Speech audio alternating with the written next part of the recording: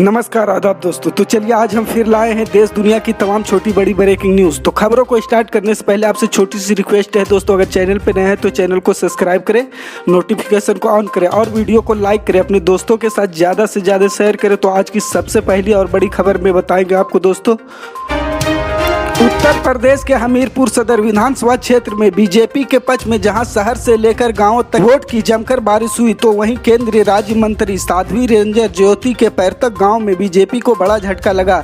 इस गांव के 2 पोलिंग बूथों पर बीजेपी को पराजय का सामना करना पड़ा है। पिछले चुनाव में भी मंत्री के पैतृक गाँव में बीजेपी हारी थी। हमीरपुर सदर विधानसभा क्षेत्र में पहली मर्तबा बीजेपी अखिलेश यादव की साइकिल की सवारी छोड़कर आए डॉक्टर मनोज प्रजापति पर बीजेपी ने दांव लगाया था। उन्हें उम्मीद बनाए जाने से टिकट की दौड़ में उठापटक करने वाले पार्टी के तमाम दिग्गज नेताओं में असंतोष देखा गया था। सदर क्षेत्र के विधायक युवराज सिंह का टिकट काटे जाने से छात्र समाज भी मायूस था। इसलिए एक वर्ग के वोटों पर मजबूत पकड़ रखने वाले बीजेपी नेता चुनाव प्रचार करते नजर आए। हमीरपुर सदर सीट के लिए वर्ष 2019 में उपचुनाव कराए गए थे, जिसमें बीजेपी ने दोबारा जीत का परचम फहराया था, लेकिन उसे केंद्रीय राज्य मंत्री साध्वी निरंजन ज्योति ने पैतृक गांव त्योरा से बड़ा झटका लगा था। यहां गांव में बीजेपी नेता अपने बूथों को बचाने में फेल रहे थे। पतौरा गांव में बीजेपी को 283 वोट मिले थे, वहीं कांग्रेस के खाते में सर्वाधिक 440 वोट आए थे।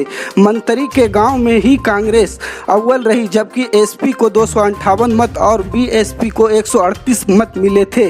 और बीजेपी के तमाम नेताओं के पैतृक गांव में भी पार्टी हारी थी। अब की बार गांव में भी कई नेता भीतर घात करते रहे।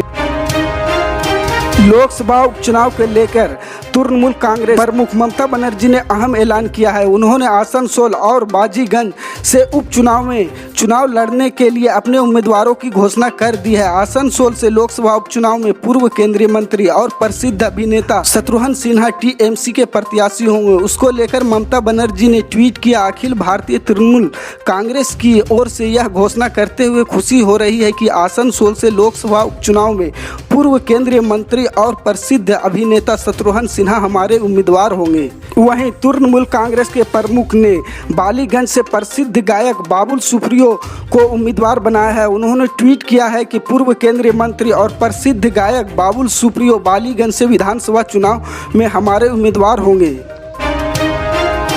देश के 5 राज्यों में चुनाव संपन्न होने के बाद अब आम आदमी पार्टी ने इस साल गुजरात और हिमाचल प्रदेश में होने जा रहे चुनाव में उतरने का फैसला किया है। पंजाब विधानसभा में प्रचंड जीत हासिल करने के बाद आम आदमी पार्टी ने हिमाचल प्रदेश की 68 सीटों पर चुनाव लड़ने की घोषणा की है। पार्टी के वरिष्ठ नेता और दिल्ली के कैबिनेट मंत्री सत्येंद्र जैन ने घोषणा की है कि आम आदमी पार्टी हिमाचल प्रदेश में भी सभी 68 सीटों पर चुनाव लड़ेगी। जैसे पंजाब में जीत दर्ज की है, वैसे ही हिमाचल प्रदेश में भी जीत दर्ज करेंगे। पार्टी के वरिष्ठ नेता सत्येंद्र जैन ने ट्वीट कर लिखा है, पंजाब जीता, अब हिमाचल की बारी। आम आदमी पार्टी हिमाचल प्रदेश में सभी 68 सीटों पर चुनाव लड़ेगी। जैसे पंजाब में जीत दर्ज की है, वैसे हिमाचल प्रदेश में भी जीत दर्ज करेंगे। प्रदेश की जनता बीजेपी की राजनीति से दुखी हो चुकी है, हम काम पर वोट मांगेंगे। उन्होंने पंजाब में ऐतिहासिक जीत पर कहा कि पहले नाम पर चुनाव होता था, अब काम पर चुनाव हुआ है। दिल्ली मॉडल को चुना गया है, अब हिमाचल में दिल्ली मॉडल पेश करेंगे। हिमाचल में सरकार बनाएंगे। स्वास्थ्य और शिक्षा में हिमाचल में काम नहीं हुआ है, हिमाचल में भाजपा को सत्ता से बाहर करेंगे। उत्तर प्रदेश विधानसभा चुनाव के नतीजे आ गए हैं। तमाम पार्टियों ने चुनाव में अपनी पूरी ताकत झोंक दी थी। बावजूद इसके सत्तारूढ़ भाजपा ने अपने दम पर सरकार बना लिया है। भाजपा ने अपने सहयोगी के साथ 403 सीटों वाले उत्तर प्रदेश विधानसभा में 273 सीटों को अपने नाम किया है, जबकि लगातार सरकार बनाने का हुंकार भरने वाले अखिलेश यादव और उनकी पार्टी को एक बार फिर से सत्ता नहीं मिली है।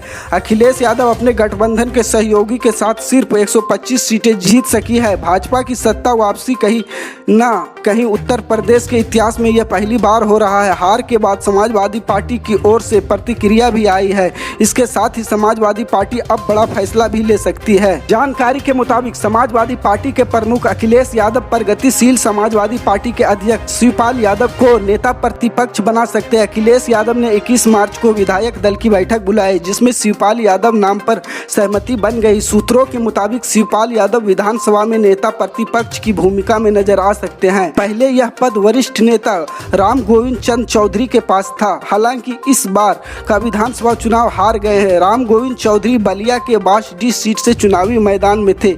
शिवपाल यादव ने इटावा के जसवंत नगर सीट से समाजवादी पार्टी के टिकट पर जीत हासिल की है। पल पल की अपडेट जानने के लिए जुड़े रहे हमारे स्टार न्यूज के साथ। मिलते हैं अगली बड़ी खबर में, तब तक के लिए जय हिंद।